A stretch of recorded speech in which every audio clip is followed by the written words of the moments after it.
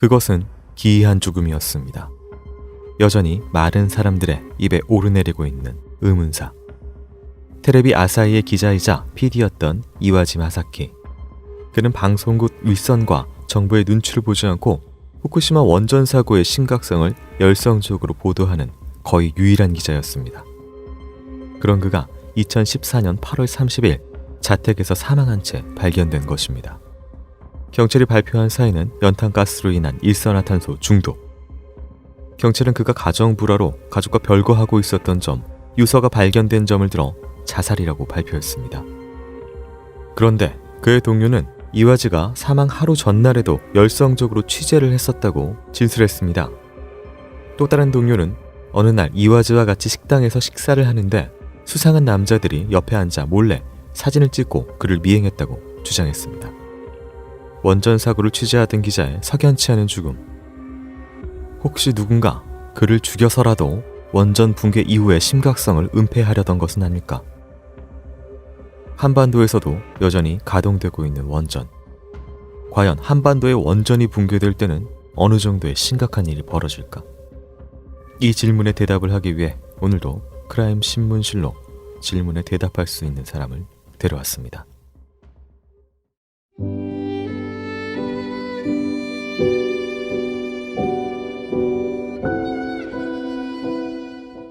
이게 굉장히 의문사처럼 많이 지금도 회자돼 유서가 발견됐는데 네. 뭐 유서가 자살이라고 있다 해도- 유서가 발견됐다고 해서 자살이라고 확정하면 안 되네. 이게 사실 이런 이야기가 끊임없이 나오는 이유는 결국 정부의 얘기를 못 믿겠다는 거잖아요. 후쿠시마가 제대로 수습되고 있다라는.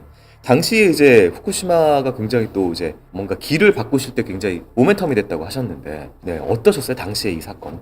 그전에는 체르노빌에서 이제 중대 사고가 일어났거든요. 그때는 원자로가 폭발해가지고 통째로 다 날아갔어요. 원자로 안에 있는 해결료 뭐 이런 것들이 지붕이 완전히 없더라고요. 그렇죠. 예, 그 원자로 자체가 폭발해서 안에 있는 것 다 날아갔고 후쿠시마는 녹으면서 수소가 나와가지고 그게 건물을 터뜨린 거예요. 예, 그런 큰 차이가 있습니다. 그래서 실제 방사능 오염 지수로 보면 후쿠시마가 체르노빌의 10분의 1 정도밖에 안 돼요. 그런데도 불구하고 그 지역이 수십 킬로 영역이 아직도 방사능 구역이에요. 제가 화단을 재봤어요. 가가지고 화단을 재보니까 0.4 마이크로시버트까지 나와요. 후쿠시마시가 70km 떨어져 있거든요. 그러니까 방사능이 거기까지 이미 날아간 거예요. 저희가 흔히 후쿠시마 사진들 막 변형된 동식물들 막 이런 것들도 좀 보고 제가 갔을 때 실제로 목격을 했는데 11월 말에 갔으니까 감이 한참 열릴 때예요. 이렇게 생겼는데 이게 아니라 막 이렇게 생겼어요. 감나무가 달렸는데 거의 절반이 그래요.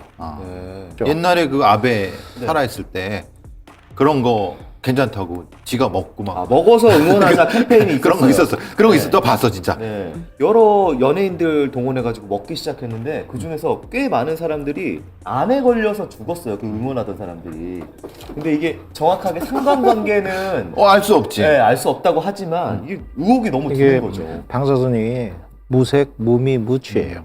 그렇기 때문에 많은 사람들이 이거 괜찮은 거야 이렇게 생각해요. 그리고 이제 후쿠시마 갔을 때도 들과 산이 전부 다 멀쩡해. 한국과 똑같아요.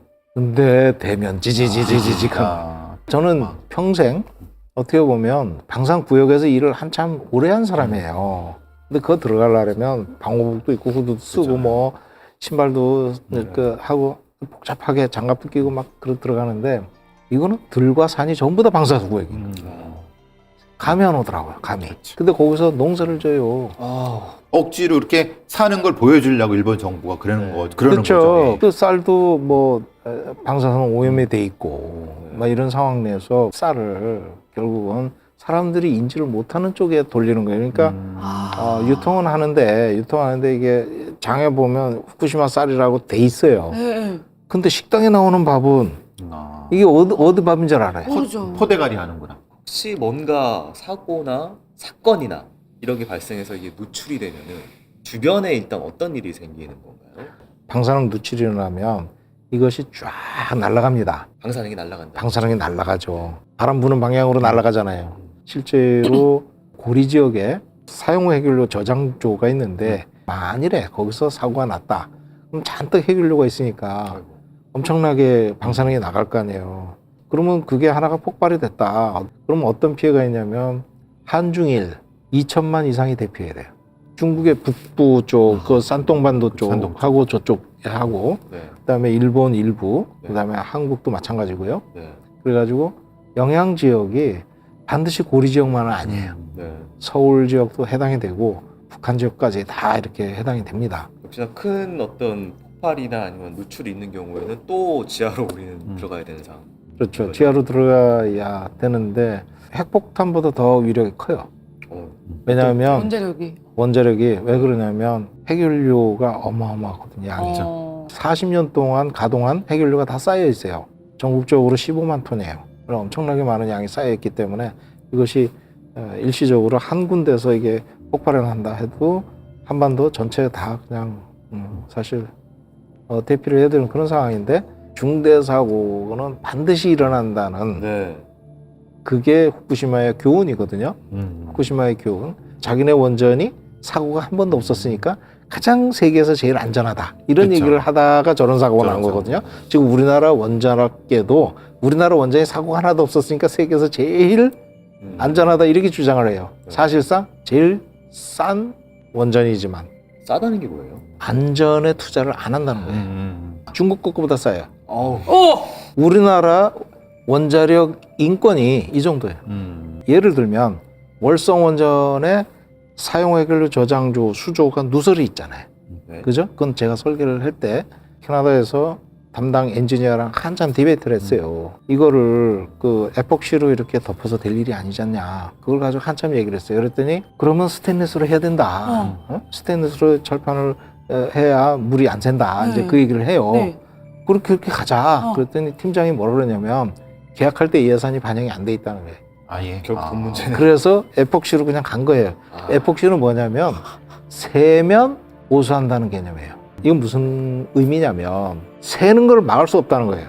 두 번째, 새는 걸 알아야 되는데 모를 수도 있어요. 그걸 수도 있는. 그거를 나중에 확인한 거예요. 30년 이상 되니까 수명 연장을 한 것 자체가 안전에 투자를 안 한 거예요. 왜냐하면 똑같이 수명 연장을 한 게 월성 1호기와 캐나다 보인루프로가 있어요. 보인루프로는 스테인리스로 했어요. 정비를 할 때. 우리나라 안 했어요. 그러니까 싸게 운영을 하려고 그렇게 한 거예요. 그게 대표적인 사례예요. 이전부터 궁금했던 게 수명을 연장한다는 거 하는 것은 그럼 거기다가 부품을 갈아 낀다는 의미인가요? 아니면 그게 네. 무슨 의미인지를 국민들은 모르는 거죠. 운영 허가라는 게 있어요. 평가를 해요. 그 조건이 원자로 용기가 한 40년은 돼야 된다. 그러면 40년 동안 안전하냐? 이렇게 평가를 해보니까 그 정도까지는 괜찮다. 이게 나와요. 그러면 40년 승인을 딱 해주는 거예요. 발전소 전체에 대해서 40년 동안 운전해라 하고 이제 승인을 내주는 거예요. 그런데 그게 다 끝나면 평가를 해서 문제가 없다 그러면 더 쓸 수 있는 거예요. 사실 한수원은 계속 운전이다 이렇게 얘기해요. 수명 연장이라는 거는 수명이 엑스파이어 된 거예요. 네. 만료가 된 거예요. 다시 인허가를 받아야 되는 거예요. 그죠? 계속 운전은 이거는 이렇게 운전했던 걸 그냥 간다 이런 개념인 거예요.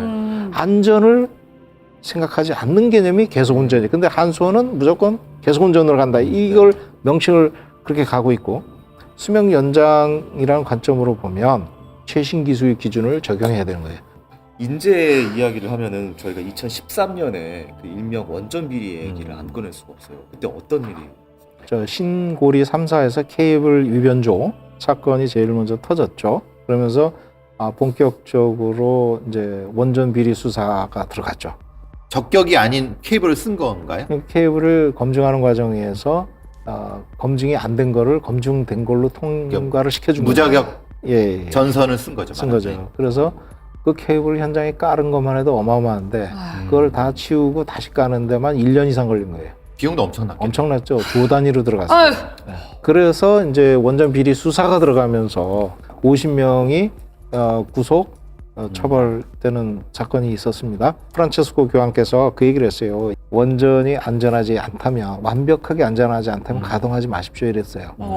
근데 그게 엊그제 제가 이제 서울대 물리천문학부에 교수님 계신데 웨델 박사가 불완전성 이론을 수학적으로 증명을 했더라고요. 그건 무슨 얘기냐면 완벽하게 안전할 수 없다는 거예요.